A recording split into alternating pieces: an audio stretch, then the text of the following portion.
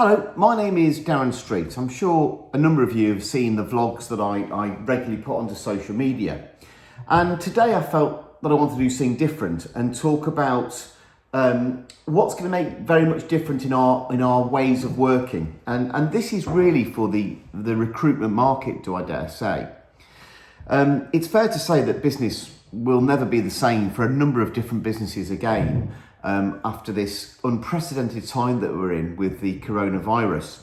And I know from a point of view of my business or recruitment per se, whether you're an in-house recruiter, whether you're a company who hires regular staff, whether you are a recruitment agency, it be a boutique or a headhunting agency, that recruitment will never be the same again, or certainly not for the foreseeable future. We're hearing that recruitment is on hold. It's been frozen as a general, so nobody is hiring. We're seeing trade shows, we're seeing conferences cancelled, and that again can go across a lot of different industries where we're seeing those massive changes. And most certainly, we're seeing layoffs like we've just never ever seen before. And what I want to do is to sort of talk about. I've made some notes. I am sort of reading a bit of the notes that I've written, but I'm not going to pretend I'm doing it all ad lib. But what I think I'm going to take from this time with the coronavirus is look at the positives of where we are. And that's all we can do. We can only work on the positives. And the positives that I see are opportunity. It's given us time to reflect while we're on lockdown, we're at home, or we are in our own space, thinking about how we can work differently. And what it will do as well, from a recruitment aspect, what it will do in our industry, it will sort the wheat from the chaff. So basically, we will find that some of the agencies, really the more maybe unscrupulous, or sadly some of the smaller agencies out there without the infrastructure, without the financial backing, etc., will disappear. And recruitment's been an industry that's grown year on year on year. Companies House had record amounts last year of recruitment agencies registering. And sadly, I think the fact is that people have seen it as recruitment as a cash cow and not looked at the sort of morals and the ethical way of doing recruitment. There are some agencies out there that have literally joined the market to make a quick buck, and quite frankly, they're now out the door. And there's other agencies that are there for the long term and building relationships. And that's where, for me, Spear Recruitment is. And that's why, as a business, we are still here. Sadly, one of the areas that we often face competition, do I dare use that word competition now, is in-house recruiters. And a lot of companies will have hired in-house recruitment consultants or in-house teams to look after their own sort of recruitment HR. And again, sadly, with the number of positions that are people losing their jobs, I think we as a business and industry will see the reduction in the number of in-house recruitment teams.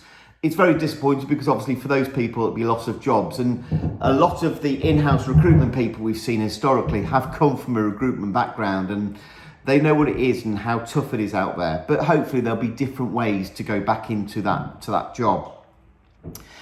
There are two different types of recruiters that I foresee in the current climate. You've got your ultra-conservative recruiter, someone that sits there, is quiet, they are still riding the waves of how we are, and they are inevitably staying safe in the current marketplace that we're in. And they're literally, they're aware of coronavirus, and they are hoping that literally once lockdown lifts, coronavirus disappears, that we'll all jump back onto that train and things will go back to normality. I don't foresee that. I think that there is change here, and I'm looking positive at those changes. There's the other way of looking at it, where you've got a recruitment consultant or a recruiting business that's actually looking at this as opportunity, and that's where I come into it. I do see it as an opportunity. I do see it as downtime where we can now sit back and sort of assess the market a little bit more, and certainly see that the industry is now going to keep those who are committed to lead the market. They're committed to play a vital part in the recruitment industry, and develop themselves in the sector that they work within and become as the known professionals, and shown that they are the market leaders by exploring and understanding that market more. So the question you've got to ask is, which type of recruiter are you? Are you just hoping that you can jump on the bandwagon and go back to it and survive that? Or are you the more, sort of driven recruitment consultant that will now go and sort of find your niche? Maybe you'll have to move to a new industry, but are you a recruiter that is going to be committed to working with your clients, your candidates, and really creating that niche, and quite honestly controlling what you do. The other side of the recruitment and the changes that I've foreseen, and I've been very, very passionate about this, is the digital response that we have out there, and the way that we operate as a recruitment company. Now, most definitely, the core thing for us is to get a pipeline of business. And we all talk about what's your pipeline, and often many of those people will work with repeat clients. We will work with repeat clients. I'm trying to think of my sort of what I've been reading, and build on our relationships. And often, we're used to picking up the phone and making those phone calls to people, and we can't do that in those times. So now I think with the world of digital media, it's very, very different as a business. As a business, but also as a recruitment consultant, you have to build yourself an online audience. I think that's really, really important. I'm not saying become a reality TV star. I'm not saying that people want to see you on social media every 5 minutes. And I understand that. So I do try and keep my vlogs really under a few minutes each time. This is going to be slightly different because I'm trying to do it as a training type video to how I foresee, and it is my opinion, I'm not saying I'm right, but how I foresee the way that we as recruiters need to be running our businesses in line with the times that we're currently in. And most importantly, how we need to survive the times and how we need to be able to grow our business, which might be something that you think I'm absolutely, doolally at thinking at the moment, that can we do that? But certainly, at the moment, what is the right approach? Well, quite frankly, nobody really knows what the quite right approach is. But one thing that we're all definitely involved in whilst we are off work, whilst we're on lockdown, whilst we're working from home, and is something that's critical in our lives 24/7, is social media. Let's all, we wake up, we look at social media, we wake up, we check the news, we wake up and we just check out who's been doing what, why, where and when. And sometimes we want to play a part of that. So the question is, at the moment, do we get involved in business development? Now, I've received a few phone calls, and when I've taken phone calls, I've had a chirpy chappy or a happy lady on the end of the phone and saying, "Hi Darren, how are you?" And I think, quite irritating, that's a daft question to ask. How am I? My business is upside down, my staff are on furlough. How am I? It's like asking, how you are sat waiting in A&E. It seems a daft question to answer, but you don't want to upset somebody by saying, "How am I?" Pee off. My business is on shutdown, I'm on furlough, and you're trying to sell me something. Now's not the right time. And that brings me to cold calling. And when we look at cold calling, a true fact is that only 2% of the cold calls we make actually will sustain in a sale. 1% of a cold call that we make will maybe resolve in a meeting or getting instruction in regards to recruitment. So is business development essential at this time? And the answer is quite frankly no, in my opinion. And is it going to work? No, because you haven't got all the decision makers probably aligned in the right places at the moment, people working from home. So it can be quite frustrating to think, okay, what do we need to do? And quite frankly, in my opinion, what we need to do as far as business development is concerned, it's not just that end number. It's not just a company's hiring, let's see if we can help. It's a long process of building a relationship, and that can be from a digital marketing aspect of building an audience. Now, what you might feel is that you are creating an audience and that audience will follow you. And whether it's a week, a month, a year down the line, they will think when they have a requirement to use recruitment, I need to contact Spear. I need to contact Spear Recruitment. I follow them. I see a lot of social media about them. I need to contact Darren Street, or I need to contact Joe Blogs, whoever it is within Spear Recruitment or within your own company or within that individual. And that's the difference of what we're doing, creating a digital online presence. And to make sure that you stand out from your competition, I think is the key element of being active on social media. Some posts I put up can be quite opinionated. Some posts that I put up can be very much where people will think, gosh, I haven't got the balls to say that. And I say it how I feel.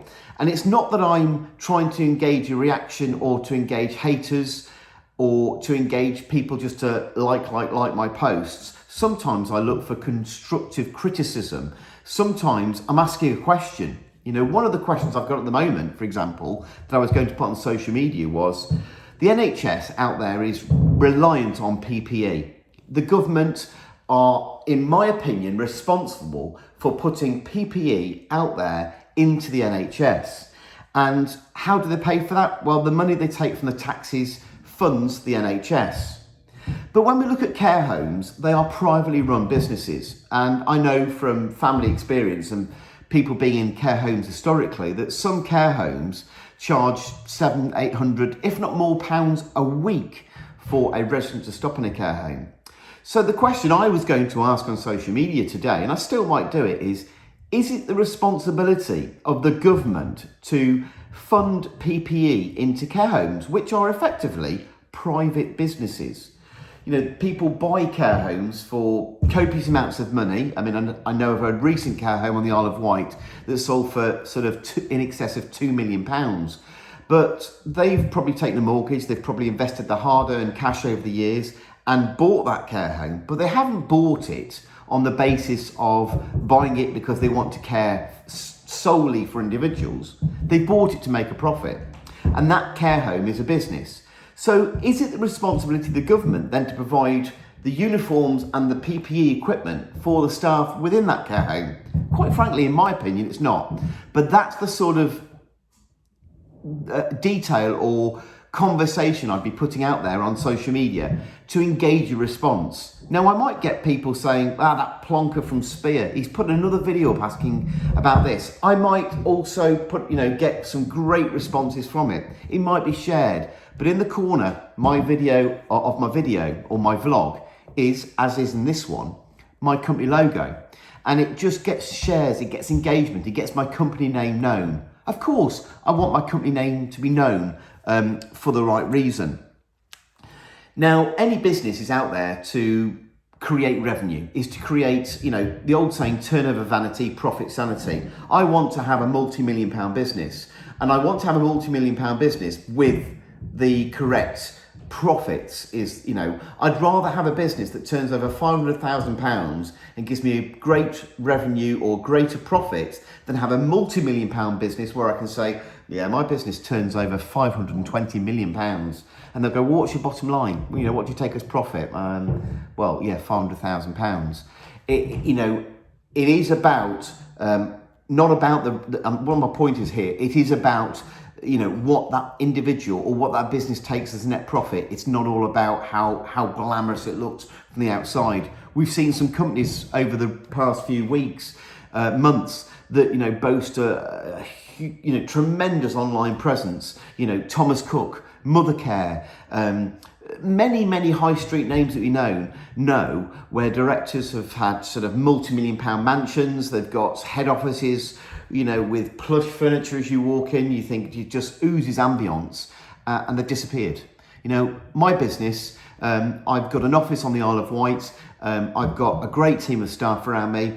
I haven't got everything new in there, seating, desks, etc. But everything that I have got is mine, and everything I've got is paid for. And we need not to beat beat ourselves up with what we've got, because often a lot of these multinational businesses, again, in my opinion, have a great front, but copious amounts of debt. But anyway, we're going off what I really wanted to say.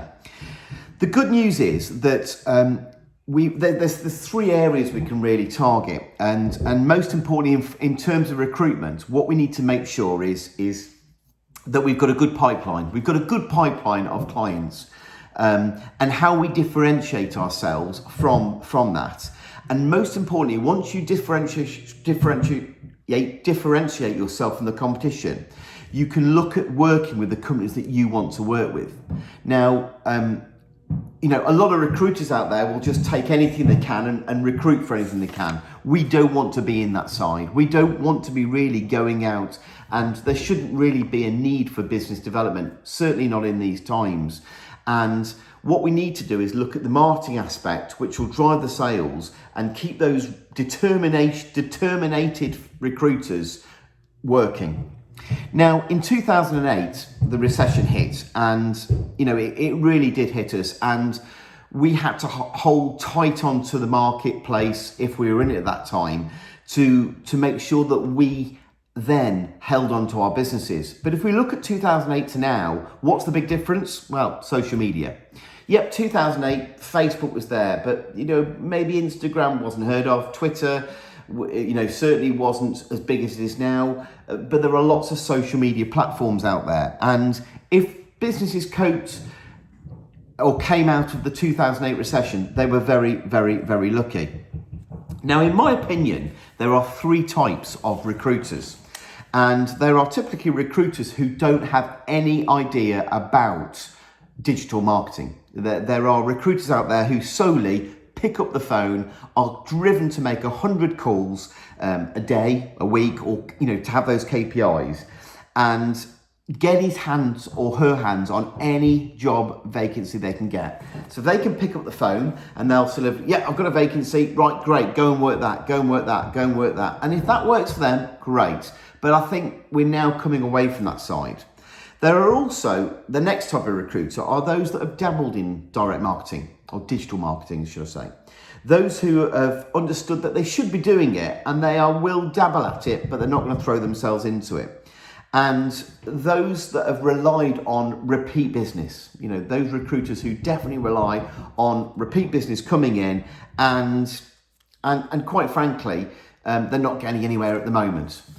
And then you've got the, number three, you've got the digital marketer recruiter, and they're very serious about digital marketing. And I'm not just talking LinkedIn here. Please don't just assume LinkedIn, but I will come to that. They will be tracking their clients. So for example, there's people that have tracked me or Spear Recruitment as a business. What they've done is they've followed me from the inception to where we are now. Okay, and I get a lot of nice emails. I get a lot of people asking me, how have you done what you've done?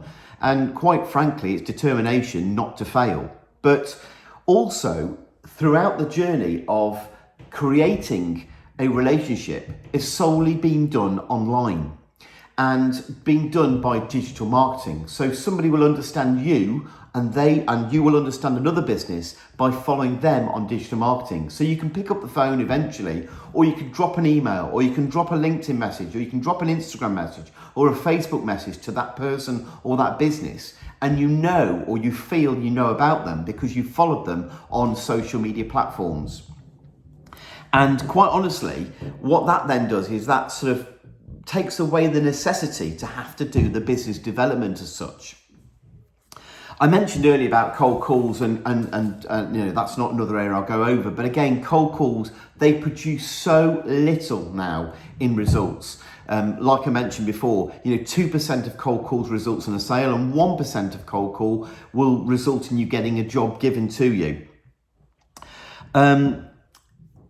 The other thing I wanted to sort of go, I'm just reading my notes here so I can make sure I'm keeping on there but it's you've got to make sure that you're keeping your audience awake. I think that's really important. I'm now cruising on to 20 minutes of talking here, and I don't want it to go to a laborious stage. I really want to try and keep it, with the honest, under 20 minutes.